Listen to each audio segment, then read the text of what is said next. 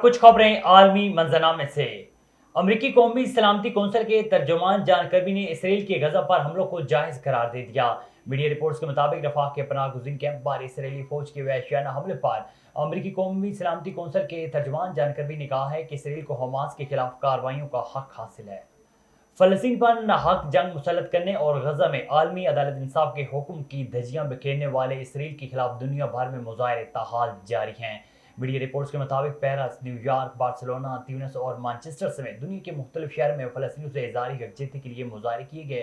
Paris में police और फ़लस्तीन के हामी मुजाहिरीन के दरमियान झड़पें। मुजाहिरीन ने फ्रांसीसी हुकूमत से इसराइल के खिलाफ सख्त इक़दाम का मुतालबा कर दिया। सदर पाकिस्तान आसिफ अली जरदारी के चीनी मीडिया में इंटरव्यू की नुमायां पजीराई। 2008 से 2013 तक अपने पहले दौरे सदारत के दौरान आसिफ अली जरदारी ने 9 मरतबा चीन का दौरा किया और पाक चीन ताल्लुकात की तरक्की में अहम किरदार अदा किया। रवां साल मार्च में दूसरी बार पाकिस्तान के सदर मुंतखब होने के बाद ये गैर मुल्की मीडिया के साथ उनका पहला इंटरव्यू था। मजीद तफसीलात बीजिंग से शाहिद अफराज खान की इस रिपोर्ट में। सदर पाकिस्तान आसिफ अली जरदारी ने पाकिस्तान और चीन के दरमियान सफारती ताल्लुकात के क़याम की 73वीं सालगिरह की मुनासबत से चीनी मीडिया को दिए गए एक हालिया इंटरव्यू में कहा कि पाकिस्तान और चीन के दरमियान एक देरीना, मजबूत और गहरी दोस्ती है जो अब भी जारी है।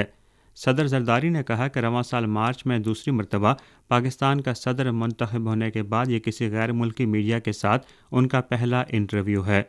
इंटरव्यू में सदर आसिफ अली जरदारी ने दोनों ममालिक के साबिक अजीम रहनुमाओं के दरमियान होने वाले तबादलों को याद किया।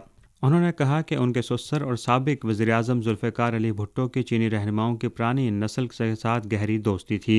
सदर पाकिस्तान ने सी पैक के जारी मनसूबों के हवाले से मज़ीद कहा कि ग्वादर बंदरगाह की नुमाया स्ट्रेटेजिक पोजीशन है।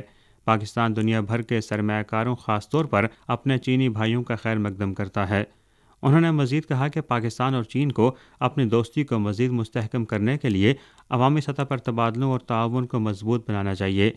आसिफ अली जरदारी ने चीनी अवाम की जानिब से हासिल करदा तरक्याती कामयाबियों की भी तारीफ़ की और उम्मीद ज़ाहिर की कि पाकिस्तान चीन के साथ ताउन में मज़ीद शामिल होगा। दौरान इंटरव्यू उन्होंने चीनी सदर शी जिनपिंग की भी भरपूर सताइश की और कहा कि चीनी सदर ने पॉलिसियों के तसलसल को यकीनी बनाकर चीनी अवाम की बेहतरीन खिदमत की है।